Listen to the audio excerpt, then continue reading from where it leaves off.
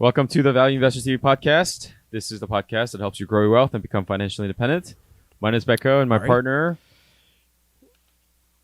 All right. Welcome to part 2 of Footlocker, ladies and gentlemen. We are continuing our discussion on Footlocker. That's an interesting company. We talked about the competitive advantage, what their business is like in the previous episode, so please do check that out. Hari, before we move on to this part 2, can you give us so this is the Value Investor TV podcast. We are here to educate and entertain you about topics related to value investing. We are not financial advisors. We don't know your specific financial situation, so please consult with a financial advisor before making any investment decisions. Awesome. Thank you, Hari. So, as we do with every podcast that analyzes a company, we are going down a checklist. And if you guys don't have access to the checklist, do email us at info@valueinvestor.org or tweet us at valueinvestortv. So, Hari, let's pick up where we left off in our checklist. Has the company been able to translate its moat into high returns on capital? So, when we talk about that, we're talking about return on equity, return on invested capital. Do you see a high return based on what their equity base is?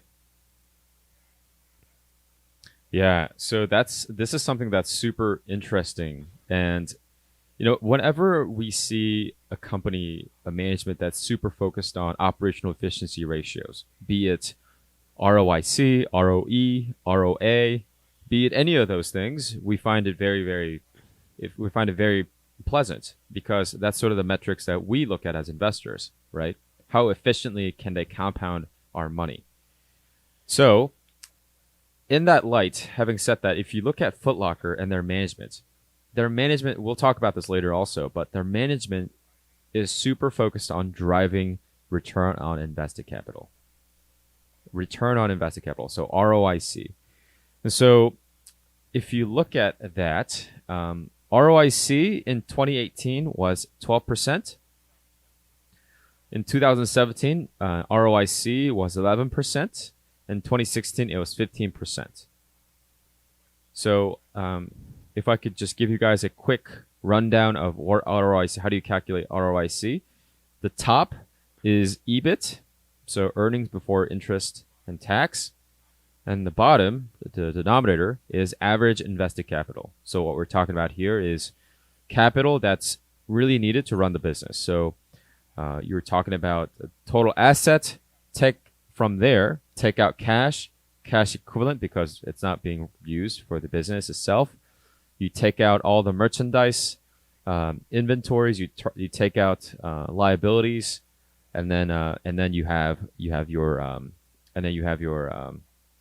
average invested capital denominator. So those are the numbers: 12%, 11%, and 15% for 2018, 2017, 2016.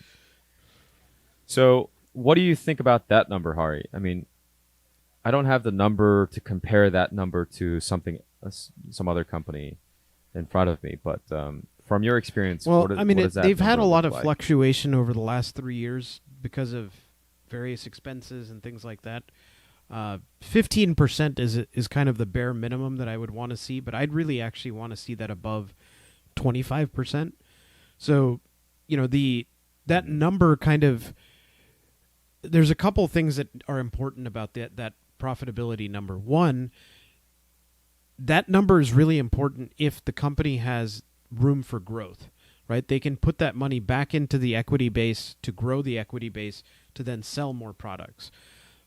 Footlocker is kind of at the peak of it, as we talked about in the last episode. They don't have a lot of avenues for growth, and that's why when we talk about them, they'll be paying a dividend and they'll be spending that money on share buybacks and stuff like that.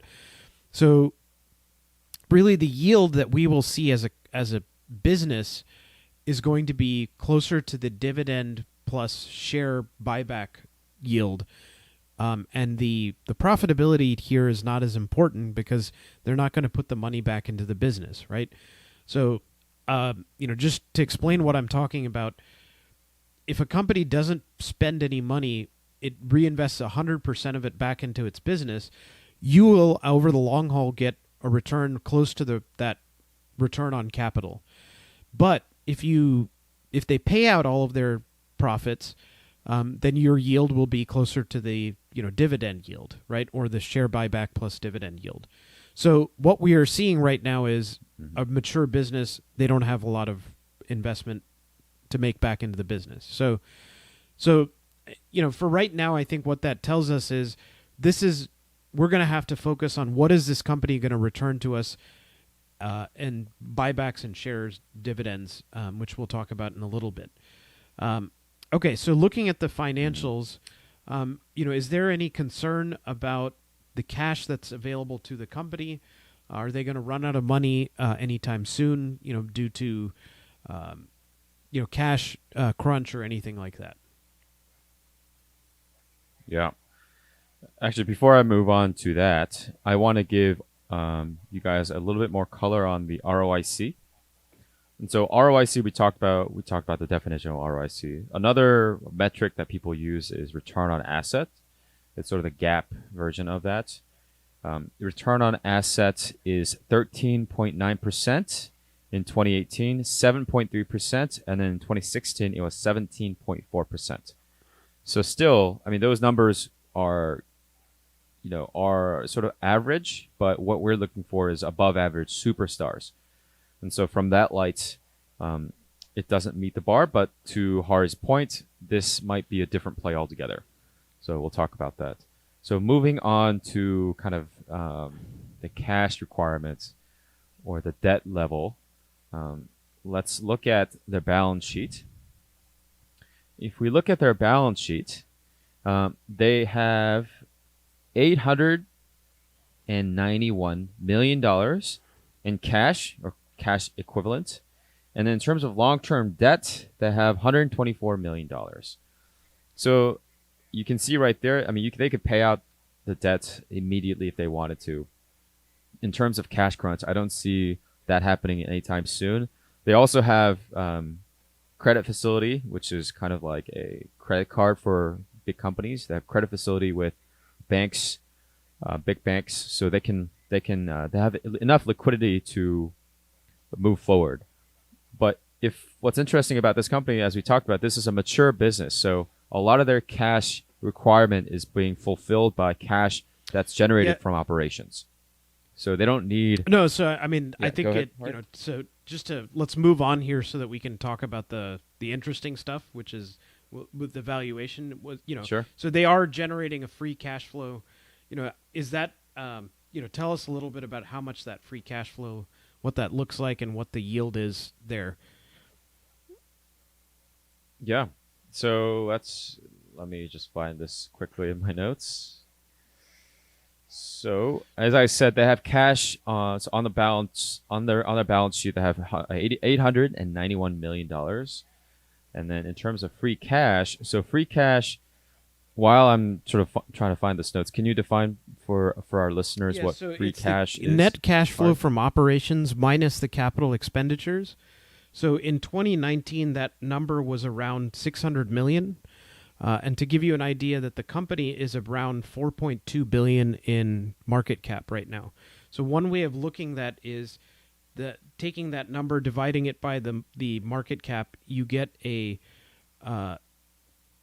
what's called the free cash flow yield, which is what percentage of the market cap are you returning back, as free cash flow, which is around 14%, which is pretty outstanding, actually, because that number is usually below 10%. 5% is kind of the norm or less. So 14%, if you bought it, you would get a 14% free cash flow yield, which is well above average. So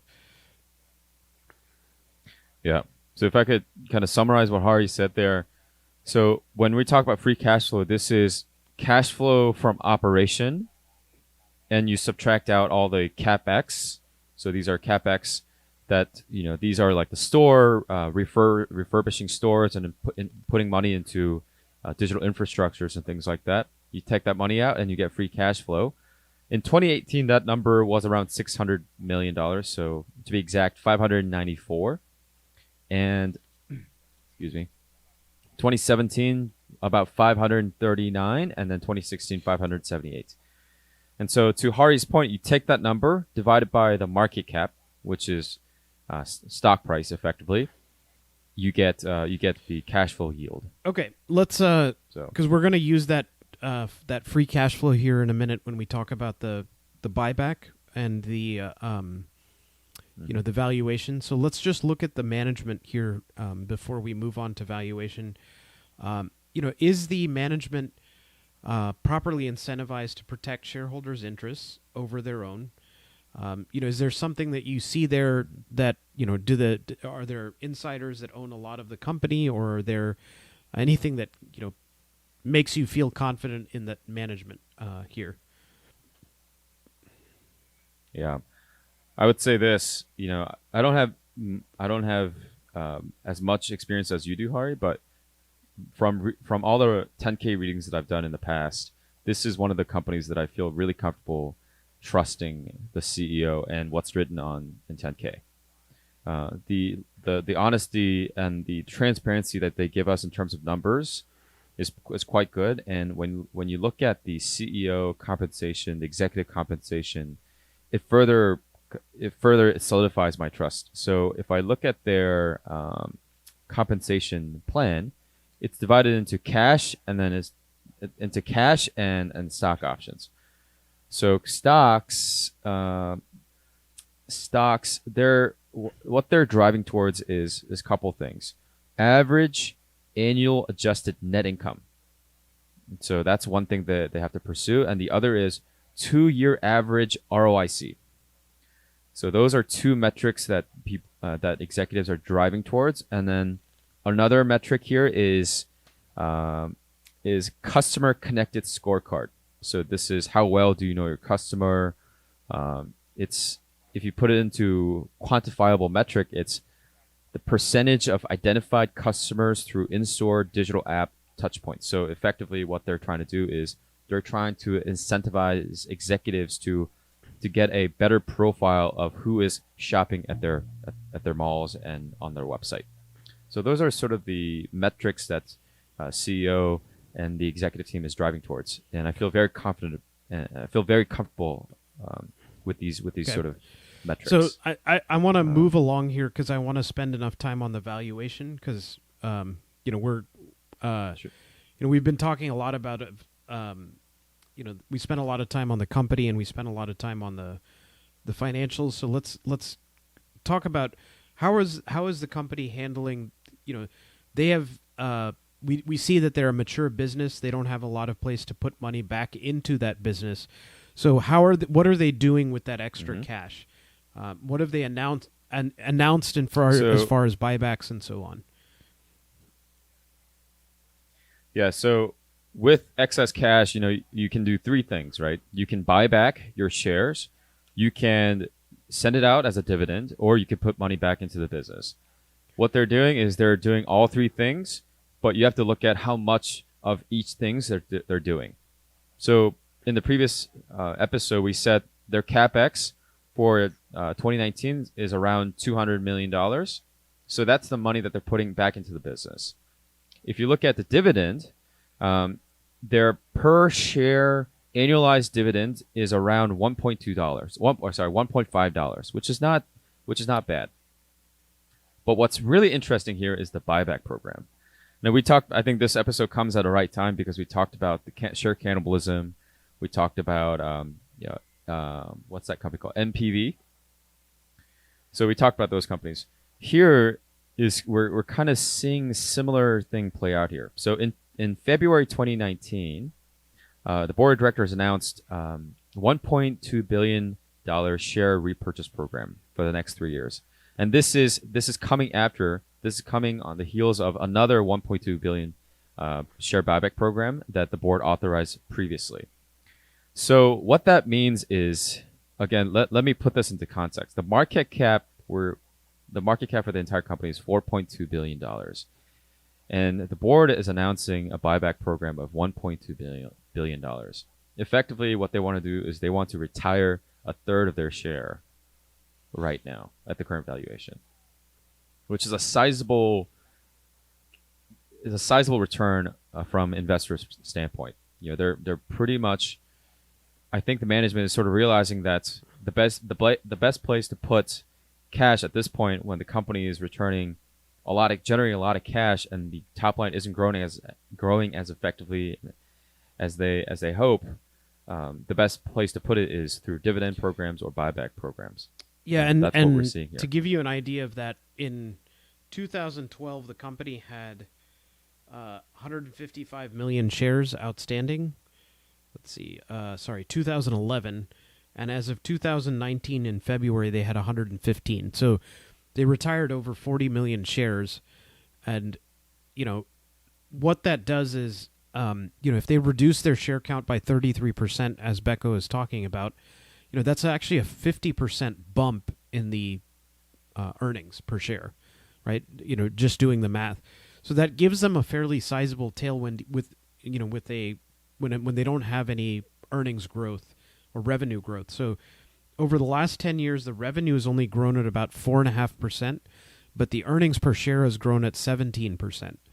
So to give you an idea of, that we saw that with NVR, the home builder, they bought back their shares aggressively for the last 20 years, and it's reduced their share count by, 70% or something like that. So Footlocker continuing to do that could actually have a big tailwind for them. So we see that as and they're doing this when the share price is cheap, right? Their free cash flow is yield is 14%. The average is less than 5% or 6%. So they're doing it at a time when the share price is cheap. So that it's a double tailwind for that, because they're getting a benefit of buying $1 for 50 cents.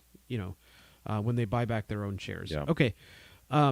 So let's actually move on to Becco kind of addressed their open and honest because he looked at their 10K and felt very comfortable with that. So in the interest of time, I'm just going to move on to the valuation itself, and let's kind of talk about that. What do you what are the assumptions that you were making when you're doing your cash flow analysis, and what what value do you come to here? Yeah. So let's start with initial cash flow of about $600 million. And I was assuming that it would grow at, about 5% for the next 10 years. And this is under the assumption that the buyback programs will also kick in. And I think this is sort of on the conservative estimate because, as we have seen in the past, the share per share, EPS, has grown, you said 17%, which is quite a bit. So a conservative estimate of 5% and a discount rate of 10. And then we talked about why we use 10 in the previous episodes. So if we use those estimates, we come to, and we also subtract out all the existing cash on their balance sheet, and then also take into account the debt that they have, $124 million in debt. And we come to a share price of intrinsic value of $47, around $47. And just for your reference, as I mentioned in the previous episode, Footlocker currently is trading at $38, around $38. And the PE currently is around 8 is sort of the trailing 12 months PE. If we look at that, and let's take the assumption that they are going to grow more like, 17.5% was their EPS growth rate for the last 10 years. So if we can even be more conservative and say it's 12%, right? That the earnings don't grow, but their share count decreases. And if they were to put all of their free cash flow, into reducing their share count, and let's call that 12%, what would the what would the valuation be? Sure. Let's give it a go. So if you do 12% for the next 10 years, that gives us $64. Okay. So, we're getting close to around a 50% margin of safety at 12%. And if we look at that from the perspective of, they're very cheap right now. They're going to buy back their shares. They could conceivably exhaust that $1.2 billion buyback fairly fast, right? At these Quickly, prices, they have almost $900 million in cash that they could deploy fairly quickly without really affecting the business. So, they could reduce their share count significantly, and you could see a sizable increase in the share price in the next year or two if they do indeed exhaust that. So, to me, this is the interesting thing that's coming out of this is I don't see a lot of downside here for this company because of they're already fairly cheap. Their earnings have not, they're not growing, but they're not declining either. In a recession, I think we've seen the extent of retail, the Amazon effect and stuff like that. It's stabilized for them, right? They're not eating Footlocker's business. It's not growing. They have some initiatives here, so where do you see this, with given all of the things that we've talked about, what the moat that they have, the valuation that they have, what do you think is your kind of conclusion here, for this at this current price? Yeah, I think it's very interesting business because on the outlook, you don't think that this is an interesting business because the growth rate isn't so much, but this could be a really good value play because you have these sizable.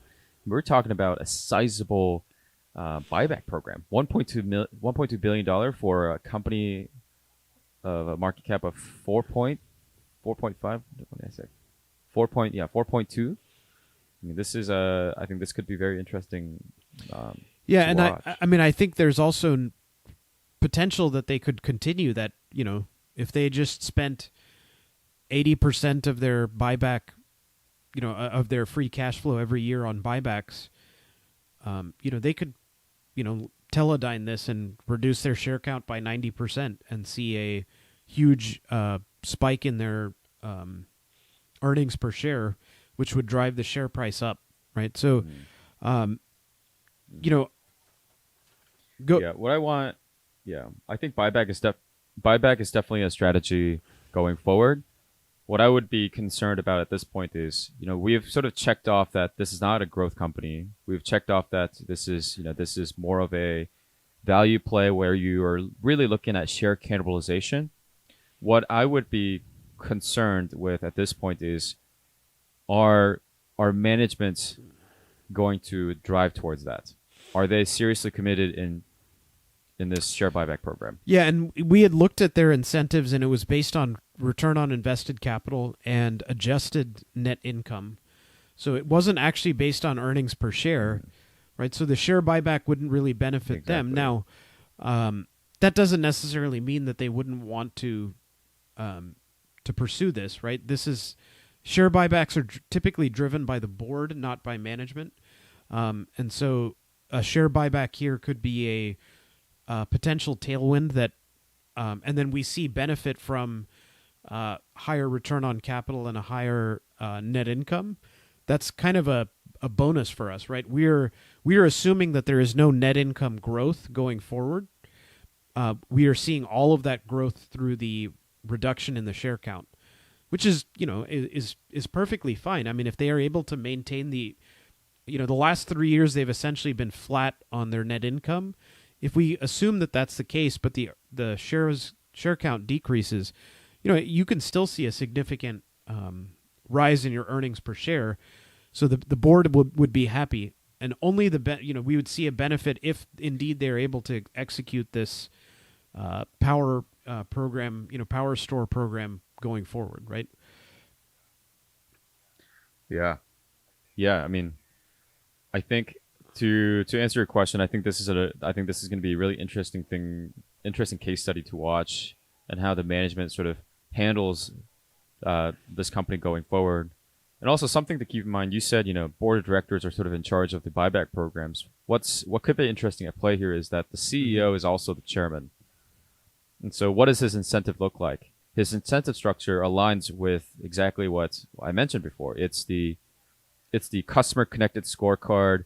it's the financial performance metric of the adjusted pre-tax income, and then the 2-year average ROIC. And so if his incentive structure, and he's the chairman of the board, like, will they pursue the buyback program as aggressively as we hope to? Yeah, well, I mean, I think 1.2, they've already, for the last 7 years, they've retired, 25% of the share count, and they have a buyback for another 30%. I would be fairly comfortable there, that they seem to want to do the right thing. I hope that they don't get too crazy with the dividend and try to keep raising it just to raise the dividend. And I'd rather see them, because the interesting thing about a dividend is it actually gets cheaper to maintain a dividend if you reduce the share count, right? You have to pay out less because you have fewer shares, to pay.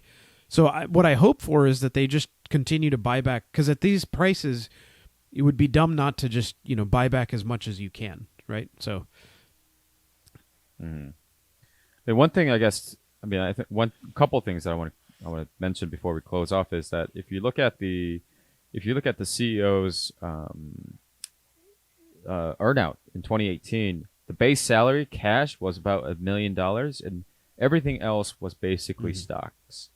So in total, he took home $13 million, and only $1 million of that was cash, and everything else was stock. So it is in his interest to make the share price go up. Well, that's the best way to do that is with the buybacks, given all the constraints that they have. So, yeah, and then one thing that I do want to mention is that this is something that comes up everywhere, which is that executives take pride in the fact that they can raise dividend every year. So they take pride. So this company, for example, it was the same thing. So they said, we are proud to raise dividend two-digit percentage bump in our dividend payouts. This 10K 2018 10K. So that is something that I would be watching out for as well. To your point, for them to not go crazy. And I don't see that as a positive. I see that as a, just buy back the shares. If the share price is expensive, then pay a dividend. Do a one-time dividend. But right now, just pay back the shares, or buy back the shares, and then pay me out when things are better. So, okay, it's a very interesting company. More of a pure value play than a long-term growth investment. Potential, share cannibal, I think is, kind of how I would classify this, right? So, very interesting company. Thanks to the folks who emailed us asking for us to talk about it. This was well worth the podcast. I hope you got something out of it. And if you want to, ask us to look at another company, send us an email, info@valueinvestor.org. We are also preparing the Magic Formula and Share Cannibal screeners. We should have those out fairly soon. So if you are interested in being a beta tester to look at those, please send us an email.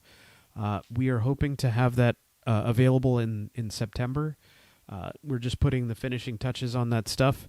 And then we will release it to you guys for you to play with before we release it to the public. So send us an email, info@valueinvestor.org, or tweet us @valueinvestortv, and we would love to hear from you about the checklist, or about talking about companies, or any questions that you have, or anything that you would want to say. We will see you guys on the next episode. And thank you very much for tuning in. All right, we'll talk to you later. Bye.